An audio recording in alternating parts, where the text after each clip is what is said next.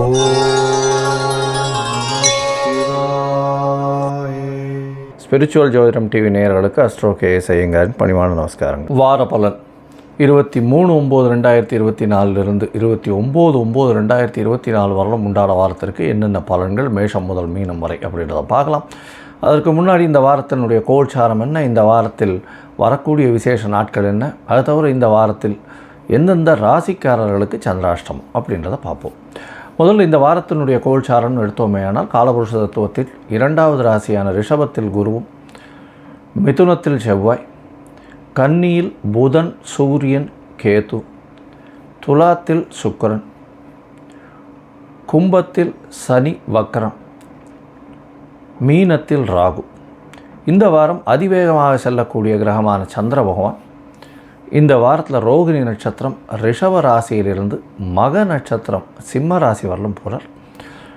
இது இந்த வாரத்தினுடைய கோல்சாரம். இந்த வாரத்தில் பார்த்தாலேயானால் வரக்கூடிய விசேஷ நாள் அப்படின்னு சொல்லும்பொழுது 23ஆம் தேதி அன்னைக்கு சஷ்டி, தேய்பிரை சஷ்டி. சஷ்டி விரதம் தேய்பிரையில் பார்த்தாலேயானால் முருகனுக்கு விரதம் இருக்கிறதும், எதிராளிகள் பகையாளிகள் செய்வன செய்கிறது இந்த மாதிரியான விஷயங்களில் பிரச்சனைகள் இருக்கிறவாளுக்கு இந்த முருகனுக்கு விரதம் இருக்கிறதன் மூலியமாக அது போகும். அது தவிர எதிரிகளை வெல்லக்கூடிய ஒரு பெரிய ஏற்றம் கிடைக்கக்கூடிய காலகட்டம். இந்த சஷ்டி விரதம் இருந்தால்தான் அவள் எல்லா விஷயத்திலையும் ஜெயிக்கக்கூடிய காலகட்டமாக அமைய போகிறது. சஷ்டியில் விரதம் இருந்தால் அகப்பையில் வரும் அப்படின்றது பொதுவாகவே வளர்பிறை சஷ்டியில் இருக்கிறது பெரிய விசேஷம். தேய்பிறை சஷ்டியில் இருக்கிறதன் மூலியமாக நிச்சயமாக உங்களுக்கு வரக்கூடிய வந்த எதிரிகள் எல்லாரும் உங்களை விட்டு போகக்கூடிய வாய்ப்புகள் உண்டு. உங்களுடைய கடன், உங்களுடைய அந்தஸ்து, பதவி இதெல்லாம் போனதெல்லாம் திரும்பி வரக்கூடிய காலகட்டம் இந்த சஷ்டி விரதம் பண்ணேன்னா தேய்பிரையில். முருகப்பெருமானை வணங்கிட்டு பண்ணுறது பெரிய ஏற்றத்தை கொடுக்கும். இந்த வாரத்தில் பார்த்தாலேயானால் இது பித்ருக்களினுடைய வாரம். ஏற்கனவே சொல்லியிருக்கோம். இது இந்த மாதமே புரட்டாசி மாதமே பித்ருக்களினுடைய மாதம். புரட்டாசி மாதத்தினுடைய பலன்கள் தனியாக போட்டிருக்கேன். அதை தவிர புரட்டாசி மாதத்தின் பித்ருக்களின் தோஷத்தை பற்றியும் தனியாக ஒரு 15 நிமிஷம் வீடியோ போட்டிருக்கேன். இந்த வாரம் பார்த்தாலேயானால் 25ஆம் தேதி மத்தியாஷ்டமி. மத்தியாஷ்டமி அப்படின்னு சொல்லக்கூடியது அதாவது உங்களுடைய மூதாதையர்கள் இறந்தவர்களுக்கு எந்த திதி நட்சத்திரம் தெரியாமல், அவங்க எப்போ போயிட்டாங்கன்றதும் தெரியாமல், எப்போ இறந்து போனார்கள்ன்றது தெரியாமல் இருந்ததே. ஆனால் அந்த காலகட்டத்தில் இந்த மத்தியாஷ்டமியில் பண்ணுறது விசேஷம். நதிக்கரையில், கோவில் இதில், குளங்கரையில் இந்த மாதிரியான இடங்களில் பண்ணுறதும், அருகில் இருக்கக்கூடிய இந்த கோவில் குருக்களுக்கோ அதை தவிர அந்தணர்களுக்கு இல்லைன்னா பிராமணர்களுக்கு உங்களால் முடிஞ்ச வஸ்திரங்களும், அதை தவிர அரிசி, வாழைக்காய் இதெல்லாம் தானமாக கொடுக்கறதன் மூலியமாக உங்களுக்கு வரக்கூடிய வந்த பிரச்சனைகள் எல்லாம் போகக்கூடிய வாய்ப்பு உண்டு. 26ஆம் தேதி அவிதா நவமி அப்படின்னு போட்டிருக்கும். அது அவிதவா நவமி. விதவா அப்படின்னா கணவனை இழந்தவர்கள். விதவா அப்படின்னா கணவனை இழக்காமல் சுமங்கலிகளாக இறந்த பெண்களுக்கு இந்த காலகட்டத்தில் பண்ணக்கூடிய தர்ப்பணம். அது இந்த ஒரு நாள் சுமங்கலிகளாக வீட்டில் இறந்து போனவர்களுக்கு செய்யக்கூடிய திதி நாள். அதனால் விதவா நவமி அப்படின்றத பேச்சு மொழியில் அவிதா நவமி அப்படின்னு வந்துடுத்து. இதனால் பார்த்தாலேயானால் அந்த அன்னைக்கு யார் யாருக்கெல்லாம் உங்களுடைய முன்னோர்களில் யாராவது சுமங்கலிகளாக இறந்து போயிருந்தார்களே ஆனால் அவர்களுக்கு திதி கொடுக்கறதும் தர்ப்பணம் கொடுக்கறதும் ரொம்பவும் விசேஷம். இந்த வாரத்தில் பார்த்தேன்னா 28ஆம் தேதி அன்னைக்கு, அதாவது சனிக்கிழமை அன்னைக்கு ஏகாதசி. சனிக்கிழமையே வருது ஏகாதசி. இந்த புரட்டாசி மாதமே கோவிந்தா மாதம்னு சொல்லுவோம். வெங்கடேச பெருமாளுக்கு பெரிய உகந்த மாதம். அதுவும் ஏகாதசி வர்றது பெரிய விசேஷம். துளசியால் அர்ச்சனை பண்ணுறது மிகவும் ஏற்றமான காலம் அப்படின்றத சொல்கிறோம். இந்த வாரத்தில் வரக்கூடிய அதாவது சந்திராஷ்டமம் எந்தெந்த ராசிக்குன்னு பார்த்தாலேயானால் துலாம், விருச்சிகம், தனுசு, மகரம் இந்த 4 ராசிகளுக்கு சந்திராஷ்டமம் வருது. சந்திராஷ்டமம்னா உங்களுடைய ராசிக்கு 8ஆம் இடத்துல சந்திர பகவான் மறையிறது சந்திராஷ்டமம்னு சொல்கிறோம். சந்திர பகவான் மதிகாரகன்னு சொல்லக்கூடிய மறைந்து இருக்கக்கூடிய காலகட்டத்தில் தவறான முடிவுகள் எடுக்கக்கூடும்.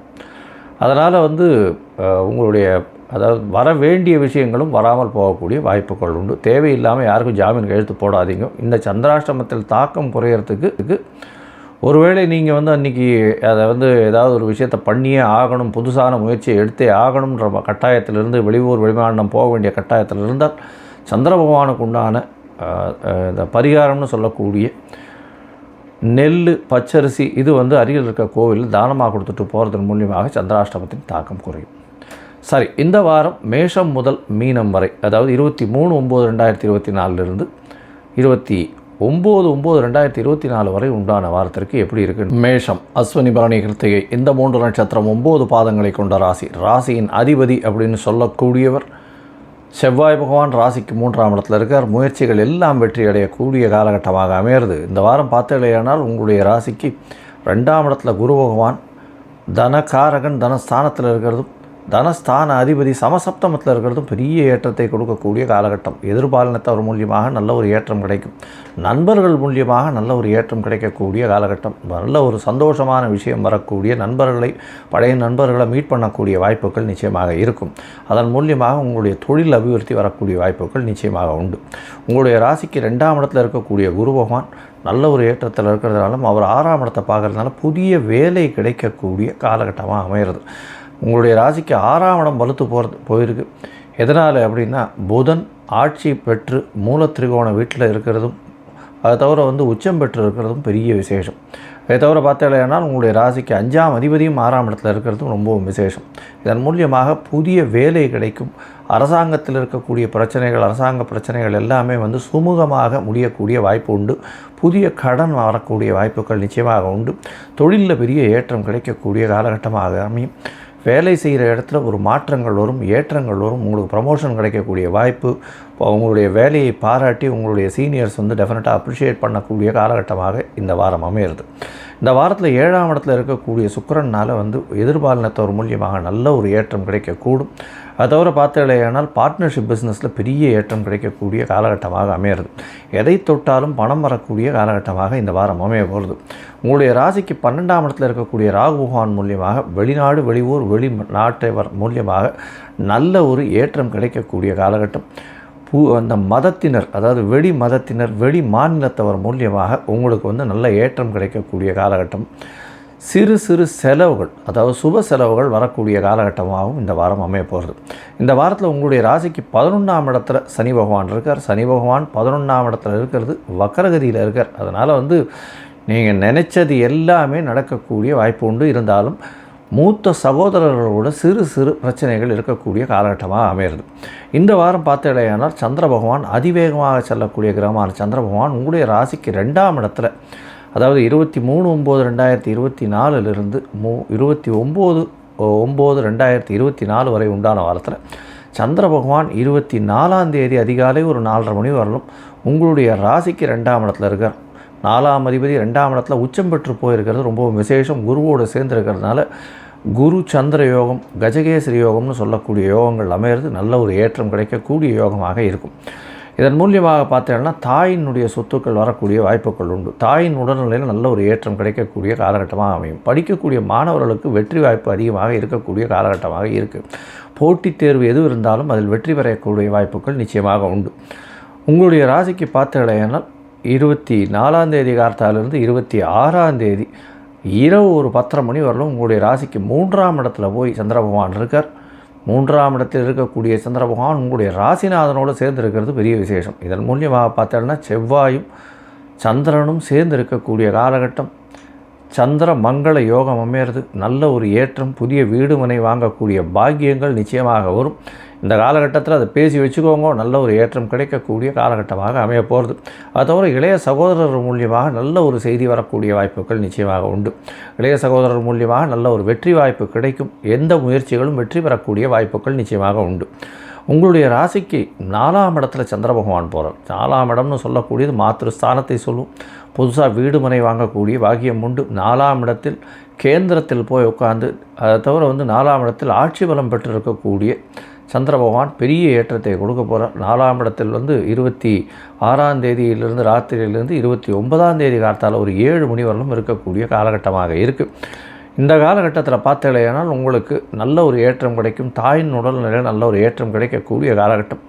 எது எடுத்தாலும் வெற்றி பெறக்கூடிய வாய்ப்புகள் உண்டு. அதாவது படிக்கக்கூடிய மாணவர்களுக்கு கவலைப்பட வேண்டாம், நல்ல ஒரு ஏற்றம் கிடைக்கக்கூடிய காலகட்டம்.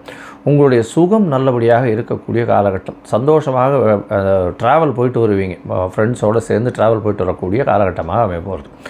உங்களுடைய ராசிக்கு பார்த்தாலேயானால் 5ஆம் இடத்துல சந்திர பகவான் போகிறார். சந்திர பகவான் 5ஆம் இடத்துல போய் 29ஆம் தேதி காலத்தாலிருந்து அதாவது 1ஆம் தேதி காலை வரலும் இருக்கார். அந்த காலகட்டத்தில் பார்த்தாலேயானால் சந்திர பகவான் 5ஆம் இடத்துல இருக்கக்கூடிய காலகட்டமாக இருக்குது. இதன் மூலியமாக 4ஆம் அதிபதி 5ஆம் இடத்துல இருக்கிறதுனால வீட்டுக்குன்னு கொஞ்சம் செலவு பண்ணுவீங்க.